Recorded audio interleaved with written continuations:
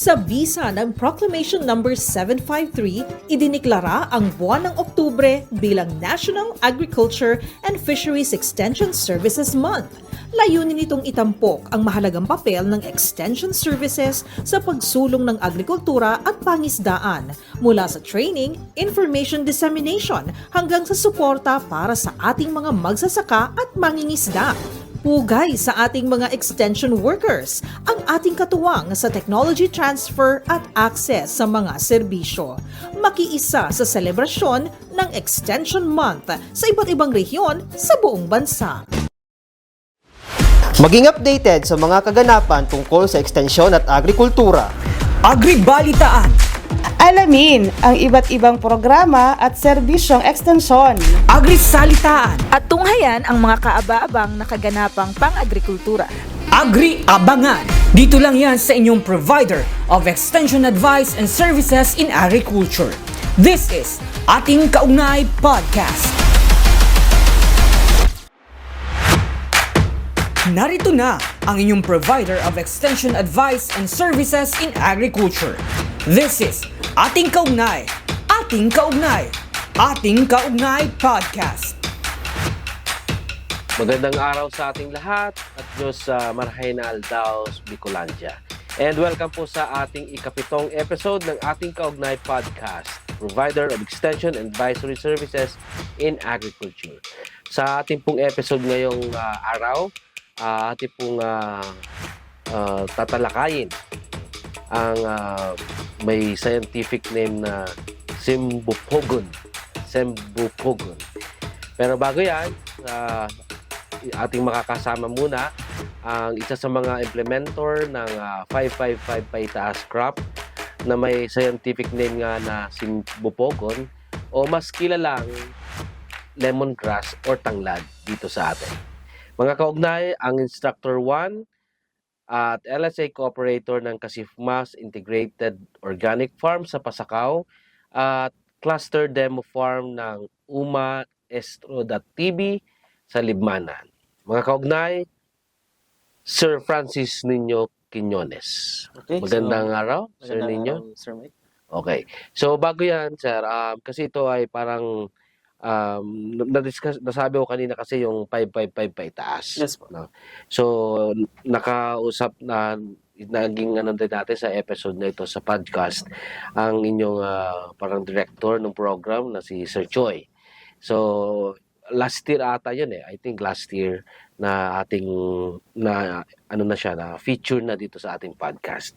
So, ngayon naman tingnan namin kung yung sa 555 na yon or yung 5 crop na yon, sino yung pwede natin i-feature na ngayon doon sa mga crop na yon. And since isa doon itong Sembupogon or yung ating tanglad at isa ka doon sa mga kumbaga doon sa 5, yun yung tinry mo na maging kasali doon sa top 555 paitaas na yon, ano? Yes, sir.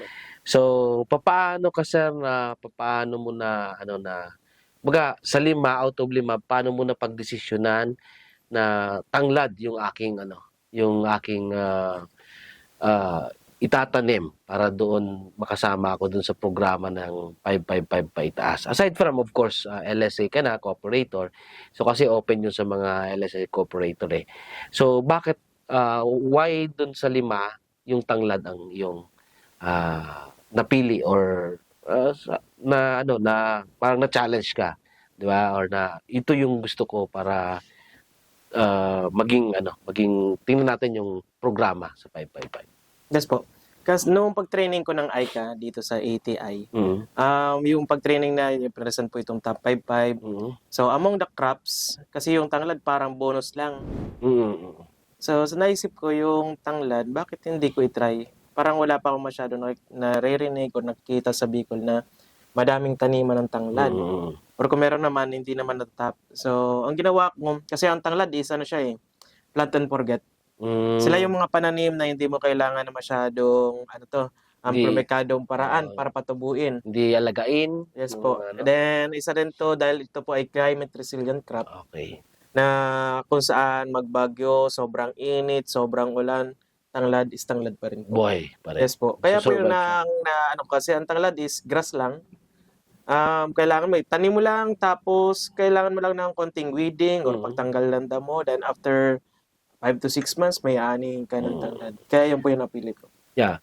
And at the same time, ikaw din yung sa top 555 din kasi na paitaas, ikaw rin yung district coordinator, Yes di po. ba, ng programang yun. Anong district yung hawak mo? Okay, ang hawak ko Ilan po- yung nandoon sa loob ng Yes po. distrito mo? Ang hawak ko is from Libmanan to Minalabak. Sakop niya yung San Fernando, Pamplona, Pasacao, Milaor, Gainsa. Yeah. Second district. Yes po, yung second district po ng Kamsur. Okay. So, yun nga, napag-usapan din natin yon. Sabi ko nga kanina, di ba, bakit yung tanlad? Aside from yung sinabi mo na Climate resilient. climate resilient siya, hindi siya alagain na masyado, Yes po. and then at the same time, parang sabi nga niyan, plant and Plant and forget forget. na sinabi mo. So, aside from doon, kasi may behind that pa na reason ka. Kasi alangan man, kahit na sabi ng plant and forget yan, bakit ko man magtatanim noon?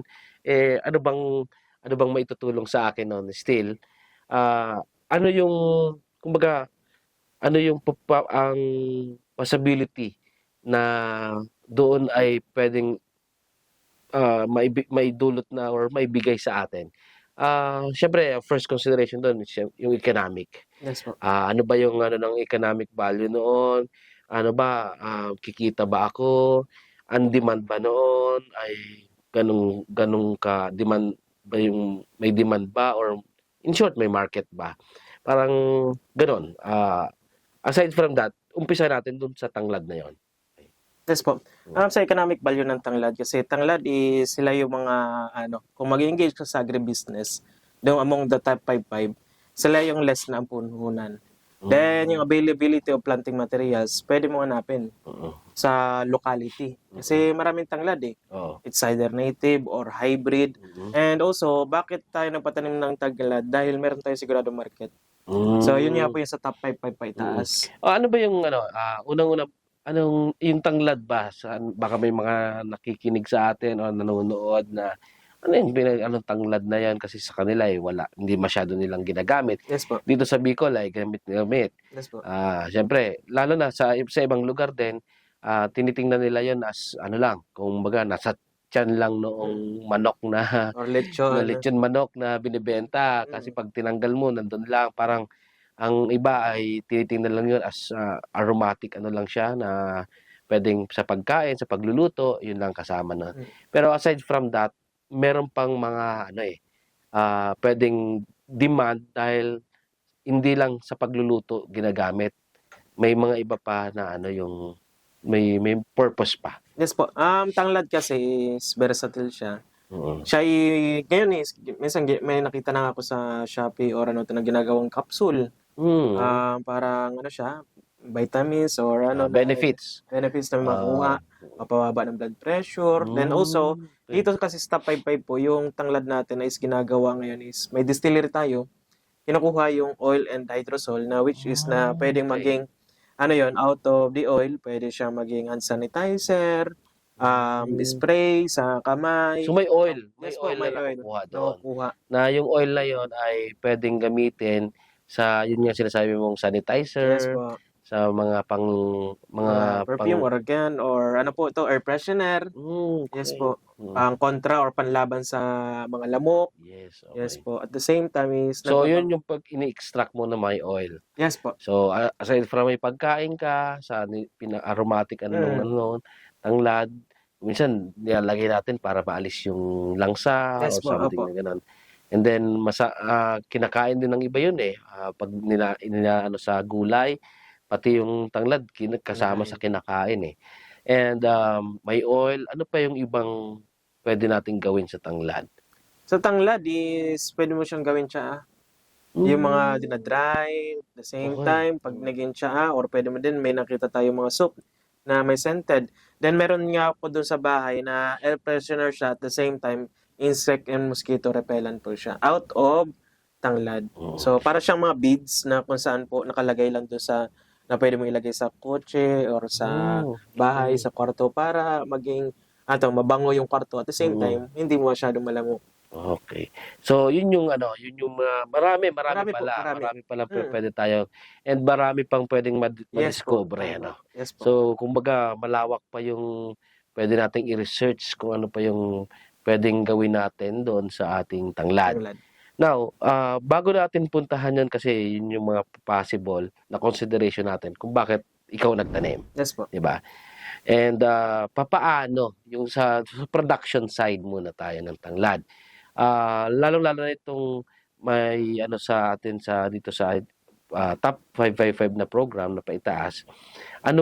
Paano yung proseso? Kasi alam mo, gusto kong yung mga nakikinig sa atin, gustong ma-engage Yes, doon sa production ng tanglad. Papaano ba yung tanglad? Kasi ang alam ng karamihan, basta mo lang yan, tusok mo lang dyan, buhay na yan. Tapos, papaano ba? May distancing ba? May consideration ba sa lupa? Anong klaseng lupa? Anong climatic condition na pwedeng isaalang-alang para makaano yung mag-survive yung tanglad? Okay po. Pag sa amin, kung may nagko-contact sa amin, sir, interested po ako magpatanim ng tanglad or mag-engage sa Top 55. Una, inaalam po namin kung taga Bicol sila. Kasi itong programa pong ito, sa Bicol lamang ito, Top 55 ay taas. Then, pangalawa, inaalam ko kung saan silang area. Kung saan sila, Masbate, Albay, Mga Catanduanes. probinsya, kung anong Yes po, probinsya. para ma-repair natin sila dun sa mga coordinator. Then after that, yung mga coordinator, sila naman po may magbibigay ng detalye or kasi po dito sa ating programa is kina-cluster sila. So para dito sa inyo, dito sa atin sa cluster second cluster, second sa district, district 2 po. cluster. Yun Yes yung po, cluster. nag-create po tayo ng different cluster kada po. Dito sa atin, dito sa cluster sa Kamsur, Yes po. dito. Second district Mm. Ano yung sa iyo? Ikaw na lang. Kasi alam ko pati ikaw mismo ay ikaw yung nag-start na rin Yes po, nag-engage sa Oo. top 5. Paano mo ba ginawa sa production na yan? Ano yung mga consideration mo? Okay. Una sir, syempre yung area. Dapat ang area is well-drained ng soil. Kung ikaw magtatanim ang tanglad. Dati, ang tanim namin ng tanglad is yung tinanim lang namin kasi yung nakita ko yung area is bakante. Tinanim naman ko, walang land prep, walang Tumubo naman siya, naging maganda. Noong pangalawang cropping ko, nag-integrate na ako ng plastic mulching, pinararo ko na, doon ko na kita na mas maganda ang tanglad, syempre, pag inalagaan mo po. Kasi ang tanglad naman is basta hindi lang siya yung nabababada ng tubig, lumalaki siya. Then pwede ka mag-integrate ng mga organic fertilizer every month or pag bago ka magtanim, maglagay ka na para mas tumaba yung tanglad. Ano yung magandang medyo aside from well-drained, ibig sabihin nun na hindi siya tinutubig, Yes po. pero hindi naman siya sobrang dry. Yes po. Parang ganon. Opo. So, anong klaseng soil maganda? Ang kagandahan yung sa practice mo. Yes po, ang kagandahan sa tanglad, wala siya masyadong may requirement sa lupa. Basta as long as na ito ay na pararo mo or napungkal mo, so tutubo ng maayos ang tanglad. Pero Kahit medyo yung sa clayish clay. po, yes po.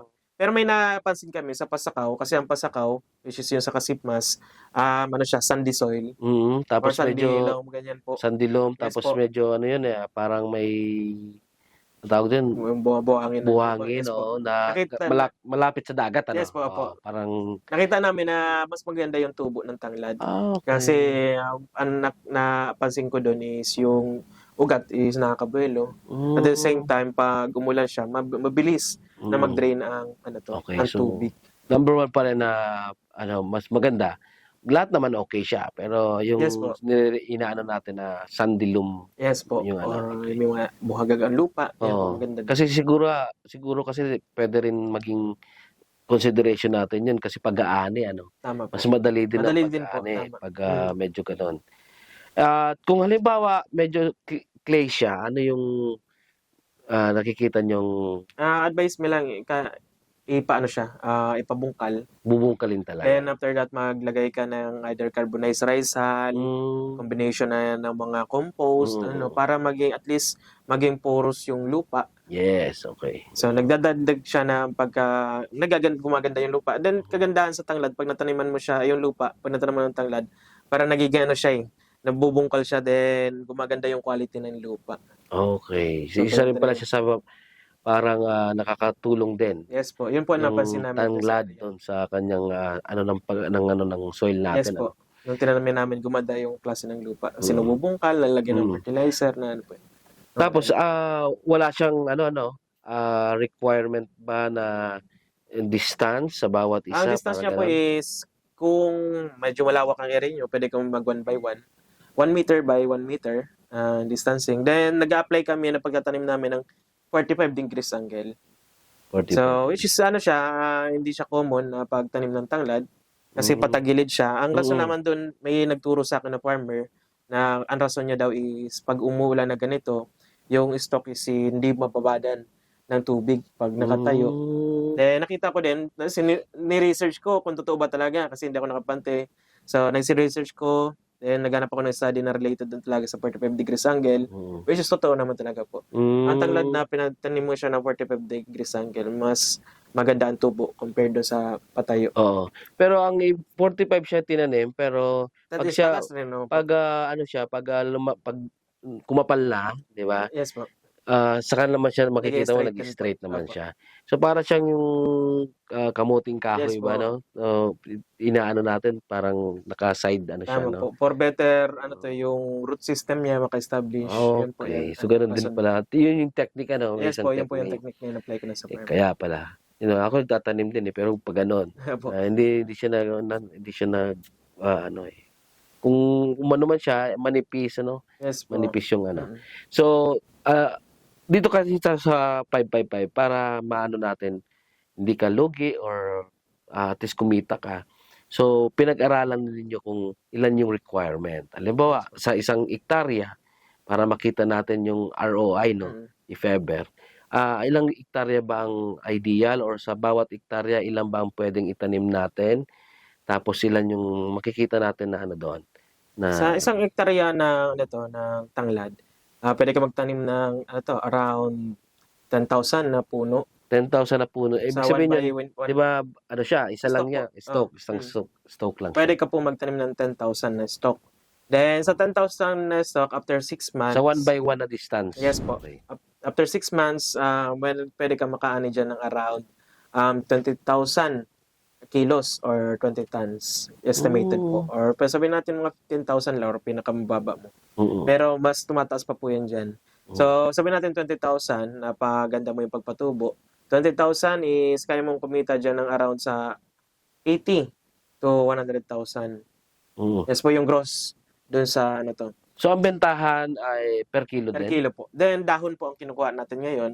Kasi according to sa binabagsakan natin sa top 55, is mas nakukuha nila or na-extract nila yung oil Mm. sa leaves. Kasi yung sa stem hindi po masyado. Mm. Kaya, after 6 months sa ani ka, then wait ka na naman ng 2 months, ani ka na naman. So, at least makaka-harvest ka ng Sa dahon lang yun. Yes po, ng 4 times after 1 year and 2 months. Ganyan po. So, sa dahon lang yun. Then po. Paano kung yung ating Yung stock po. hindi siya doon gagawing oil para mag-extract ng oil. Yes po. So, halimbawa yung sa market. Yes po. Sa market naman po, meron naman mga market na lumalapit na gusto nila, minsan may ugat Mm. para hindi daw malanta. Mm. Pero ni pinapalinisan na by kilo. Then may market din na gusto nila yung malinis talaga. Mm. Na pag dinala mo sa kanila, diretso na siguro dadali nila sa SM or something na ganyan mga supermarket. Benta na na. malinis na talaga. Oo. Yun po. So, pag halimbawa, di ba, bago tayo magkaroon ng ani, so, syempre may, may konting kailangan mong gastusan. Yes po. Sa land prep pa lang, gagastos ka na Yes, doon. Tapos yung sa mga materials. Aside from, sabi mo, available naman siya. Kung available siya, what specific variety nung ating ang itatanim natin o saan tayo hahanap? If ever, magkano ba ang isang stock para makatanim tayo doon sa... Ngayon po ang ranging price ng ng stock is minsan nakukuha mo siya ang native is 1 peso. Then meron tayong hybrid na which is nanggaling sa Agusan del Norte, nabebenta natin siya ng 2 pesos. per stop. Okay. Sa 1 hectare, siguro gagastos Ano ka. ba yung pagkakaiba nun, sir? According dun sa nagpatanim, then na-experience din namin, mas mabilis yung lumaki, Ang hybrid. hybrid. Then, tumataas siya ng around 5 feet pataas. So most probably ang ina-advise natin kung ang kukunin lang natin ang dahon, mas maganda yung hybrid. Yes po, opo. Oh, syempre kung ang ano naman ay yung market natin ay para sa pagkain, parang Pang-lechon, gawin yun. tsaa, Opo. parang gano'n, mga Yes gano'n. po. So ang mas maganda pa rin yung Native. local, native. Opo. Oo. Pero ito po, pwede silang, yung sabi ko nga, pwede silang magtanim ng native, which is binabiri pa ni Top 55. So, wala naman requirement na kung Oo, kung hybrid or native. May advantage lang yung hybrid compared dun Kasi malalaki. Yes po. Mas malalaki siya, syempre mas mabigat. Yes po. Doon sa, for example, gagastos ka sa 1 hectare, kung hybrid is 20,000 na puno, ay 20,000 pesos sa pananim. Land prep mo ranging to 10 to 15K. So around 35 na. Yes po, yung maintenance mo, siguro mga 5,000 to 10,000 yan. Around mga 45 to 50 sa isang hektarya. 45,000 Yes po. to Opo. 50,000. Then, pwede Yung pa initial makatipid na, yung initial na ano yun, ha? Na Yung initial na investment mo. Yes po. Tapos kung yung sabi mo kanina, pag kung sakaling i-ano na siya, i-harvest at ibenta sa market, so more or less mag-average siya ng 80 to 100 po, 100,000. gross po. Oo. Then, pwede pa yung tumaas kasi nag-ano lang tayo na estimate tayo ng pinakamababa. So ibig sabihin, bawi na kaagad sa una Yes po, pa lang. sa una pa lang. Oo. Then, after 6 months na pakaani mo ng first harvesting, 2 months na naman, harvesting ka na naman Mm-mm. ng dahon. 2 months, 2 months. Kung sa 2 months. dahon ka. Yes po. Mag- Pero kung one mag-focus. time, ano po. Pero pag doon ka na sa, kung itong lahat talaga i-uproot mo, tapos panibago naman yon. Yes po, ang Hindi presyo ka na nun, bibili. sir, pag yung whole plant, mas mataas ang presyo niya. Okay. Po. Mas siguro 5 to 6 months, kaya mo yan kumita dyan ng 150 close to Okay. 200. So, kung gusto nilang i-uproot yun, magtatabi na sila ng stock. Yes po. For Oo, example, para- staggered ang pag-planting, ngayon, itong 1/4 hectare, tanim tayong 2,500. After a month, tanim na tayong 2,500 after a month. Para pag dito, nag-aani ka, meron ka na naman ditong pag-grow. Then, pag hanggang naubos na ito, Okay. so yun, kukuha ka doon sa itatanim mo na naman dito para hindi ka Mawawalan. mawalan ng supply. So, alam mo, di ba, Continuous 4 to zero. 6 months siya, no? Yes po. So, maganda pala, hati-hatiin mo na parang sa buwan na ito, dito, ito naman, Parang paddock style po. parang every month, meron kang Yes anihin. po. Opo. Para supply yung Yes po. supply Then, mo. meron ka ng tumutubo. Oo. Habang medyo paubos ka na, medyo meron na dito malalaki. So, ibig So, yun sabihin, po. yung gastos mo ng 20 na binili mo ng planting materials mo, so, sa sunod mong cropping, wala ka nang Wala po. gagastusin. One-time Kasi investment. doon ka Yes, sir. aside from nakabawi ka na, sa susunod mo pang cropping, mas lalaki ang yung ano mo kasi mamaminus yung 20,000 malaki. Then, pag may na-encourage ka, pwede ka rin magbenta ng pananim, which is mas malaki po. Okay. Yung Pag nga, ano, planting materials. pwede pa kung may planting materials pa, ano. Yes po.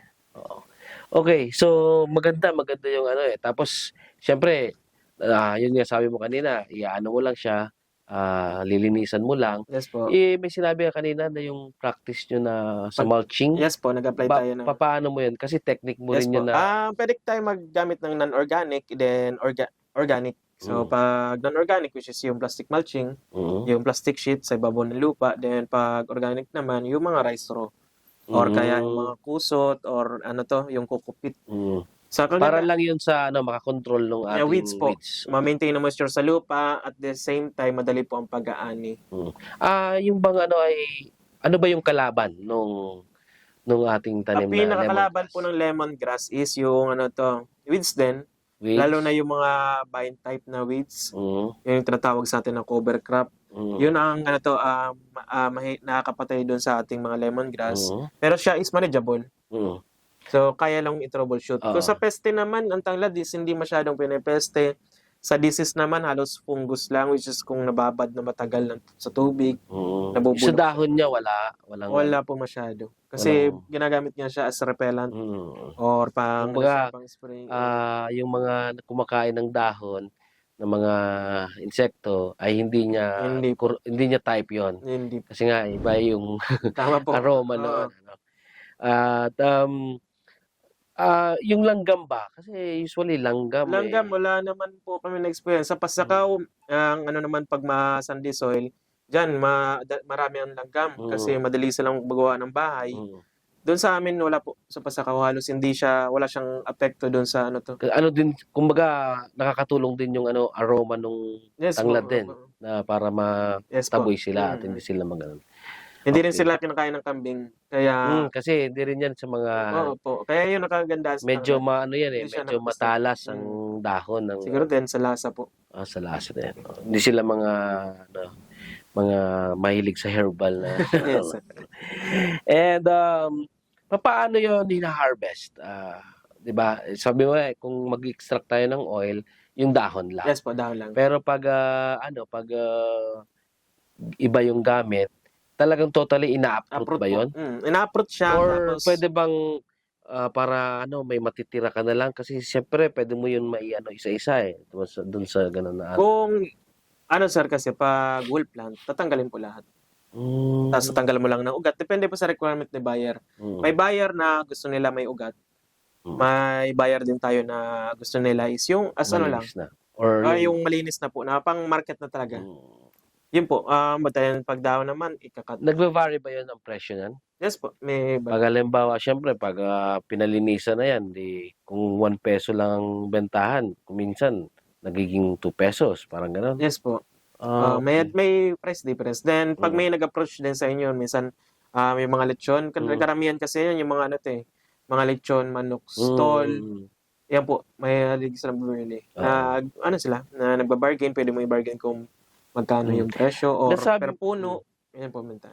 Nasabi mo yung yung about sa dahon para oil yung in-extract. Yes po. So, kayo ba ay nakagawa ka na nun or yung tinanim mo ay naging ganun na yung produkto or inalis mo lang yung mga dahon?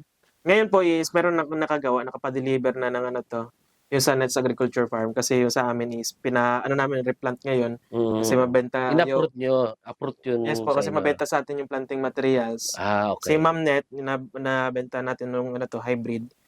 Which nagpo-produce na din siya ng hybrid planting materials. Sa 3,000 na puno na itinanim niya, naka-harvest siya ng 6,000 kilos or 6 tons. So, dun po, medyo maganda naman doon. Yes po. Parang triple yung Then, after 2 months, pinakita niya after 2 weeks pa lang pinakita niya sa akin, parang halos kalahati na yung tinubo agad ng tanglad. Then, siguro, possible po, after 2 months, yung in-harvest nung yun din po yung may harvest niya. Ganun din po. So, meron na ba sa atin dito sa Bicol or may kilala ka na yung dahon lang Yes po. kinuha tapos sa Distillery, sir. Hindi na ginagamit na. So yun ang yun ang medyo additional doon. If Yes, ever magi-engage, halimbawa yung ating mga kababayan na nakikinig na gusto nila mag-engage doon.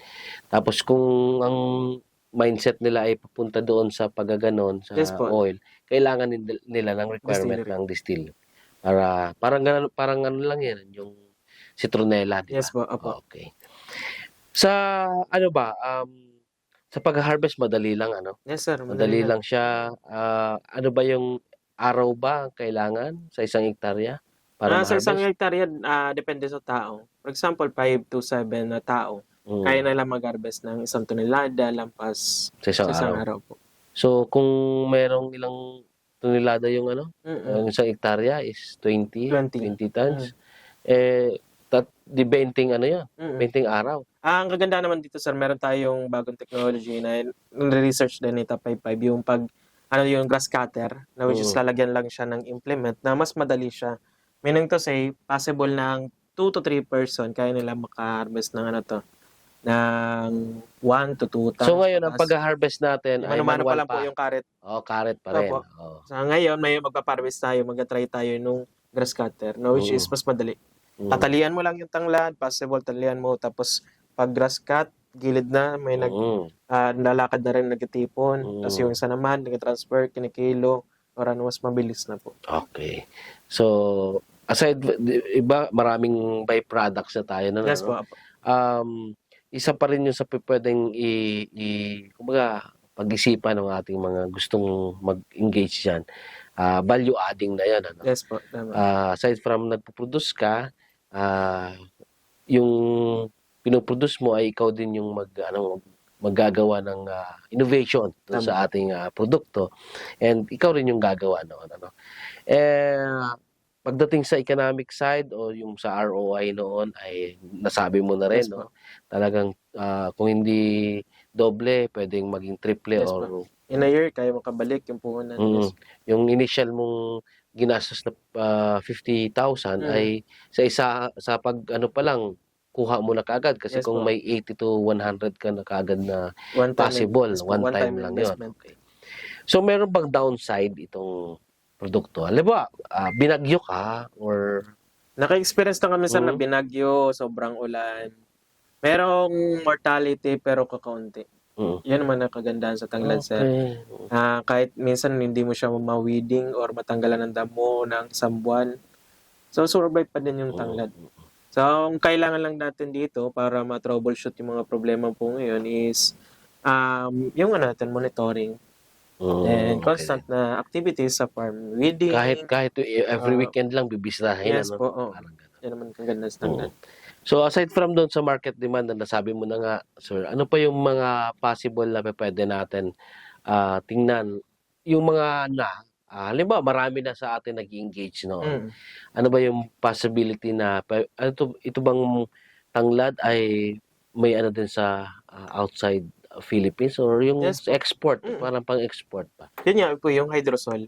Kasi based na doon sa pinag-aralan ko, yung Africa, Africa, India, yung top na nagpo-produce ng lemongrass oil or lemongrass. Kasi sa ibang bansa, magbebenta ka lang bibili ka lang sa market ng ilang piraso na nga to, ilang dollars na po yun.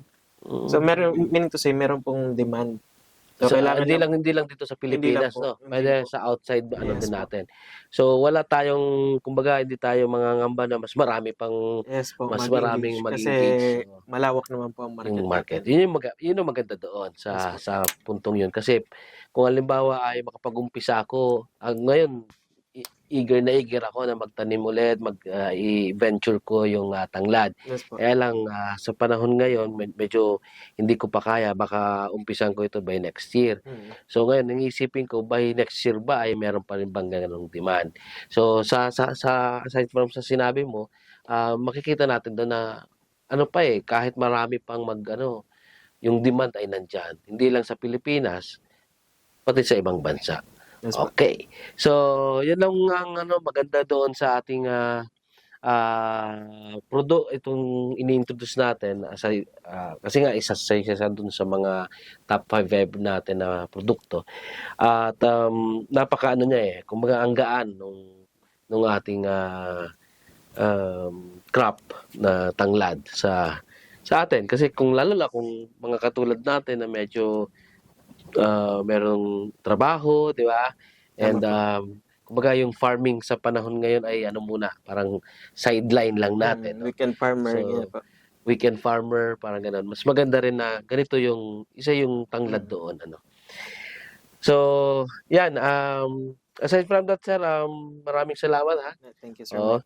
And syempre, kasi ngayon ay nakiano tayo ng oras, kasi ngayon ay may ginagawa pa rin kayong Training. nasa training po sila, sir, ngayon. And yung training na yon ay konektado pa rin doon sa Sa Top top 5 by taas na yon. Anyway, so maraming salamat, sir. Thank you, sir. Baka may panghuling po Okay, so sa kanila, and then words Yes, of encouragement sa ating mga tagapanood at sa ating mga nagsusubaybay sa ating Kaugnay podcast. Okay, so kung sila po ay interested, nagpatanim ng taro, tanglad, ube, uraro, kamuting kahoy, tanglad, dito sa Bicol, so maaaring i-contact kami sa umaestro.tv. Then, pwede So na- itong umaestro.tv ay page din ito. Yes, page po na Oo. top 5 po ang pinopromote po. Okay. So yun po nyo, try nyong mag-subscribe. Subscribe niya page yun, Sa page. sa page ng Umaestro. Uma as in UMA tapos Estro. SESTRO. Yes po. Kasi sila po ay maestro talaga, Maestro po. mga maestro sila ng UMA. As in, sa Bicol po kasi ang UMA is, yung UMA ay Sakahan. sakahan, yung farm, di ba? Farm. Kaya umaestro.tv. Okay? Okay po. So, ano po, doon na lang po kayo mag-contact. Yes, Sa po. cellphone number, sir, baka meron ka or Cellphone po business, kasi minsan nagiging po, kaya doon na lang po kami sa page po para mas madali po namin may okay. facilitate. O kaya, sa amin, ipag-ugnayan Sa kayo ATI. sa ATI para kumbaga, kami may page kami na pwede rin yung tanungin sino ba yung pwedeng contact natin, no? Yes po. So, bibigay na lang po namin yung mga contact nila kung gusto niyo mga kasi meron naman cellphone number din Yes po, siya. po. Kaso nga talagang minsan Mas active po kami doon sa page. oo, hindi saka minsan na rin iba ang iba, hindi naman iba naman ang tanong, iba naman ang kung ano pag sa number natin. So, maraming salamat, sir. Yes po. And sana yung sa susunod na mga natin sa Tanglad ay sa inyo kasi nagpatanim kayo ngayon, sir, no? Yes po. Ongoing ba? Yes, ongoing po. Yung una yung okay na. Okay na po. Bali pang namin na ito. Siguro nasa pangalawang taon na. So last year pa kayo nag-engage, no? Continuous po. Okay. So maraming salamat, sir, and maraming salamat din po sa ating mga tagapakinig at sa ating mga sumusubaybay sa ating Kaugnay podcast to a provider of extension advisory services in agriculture.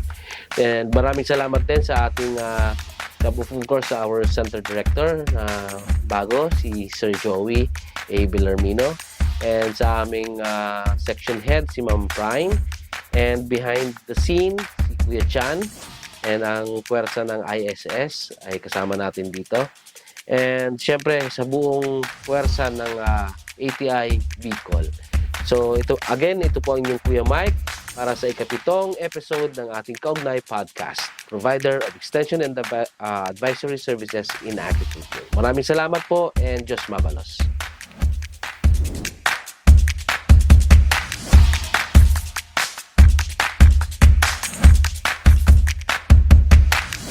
At yan ang ating Kaugnay Podcast, hatid sa inyo ng Department of Agriculture's Agricultural Training Institute Regional Training Center 5. Ito ang ating Kaugnay, ating Kaugnay, ating Kaugnay Podcast. Ang Agricultural Training Institute o ATI ng Department of Agriculture ang nangunguna sa pagdiriwang ng National Agriculture and Fisheries Extension Services Month na may temang One Goal, One Extension, Advancing Agriculture and Fisheries for a Food Secure Nation. Sentro ang ATI sa pag-oorganisa ng mga aktibidad at partisipasyon ng mga stakeholders sa buong bansa para mas mapalakas ang extension services sa agrikultura. Makiisa sa Extension Month celebration at bigyang pugay ang ating mga tagapagtaguyod ng extension.